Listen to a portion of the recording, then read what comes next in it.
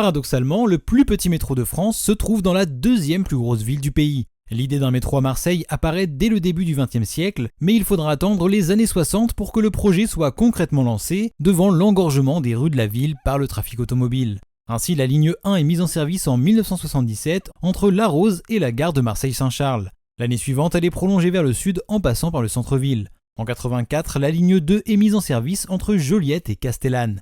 Elle est prolongée vers le sud un an plus tard, puis vers le nord en 1987. Enfin, la ligne 1 est prolongée une fois vers l'est en 1992, puis une seconde fois en 2010, atteignant ainsi son terminus actuel. Le dernier prolongement en date se trouve néanmoins sur la ligne 2 qui a été étendue d'une station vers le nord en 2019. Un autre prolongement de la ligne d'une station vers le sud est par ailleurs à l'étude.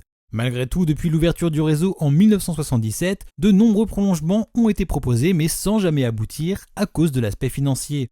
Même si le développement du métro permettrait d'accompagner la croissance économique et urbaine de l'agglomération marseillaise, il reste cher à construire.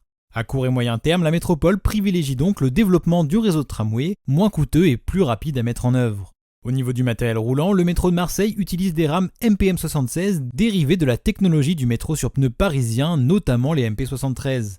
Elles seront toutefois remplacées par de nouvelles rames Neoma d'ici 2027, qui permettront notamment d'automatiser les deux lignes du réseau à terme. Et aujourd'hui, le métro est exploité par la RTM pour le compte d'Aix-Marseille Métropole.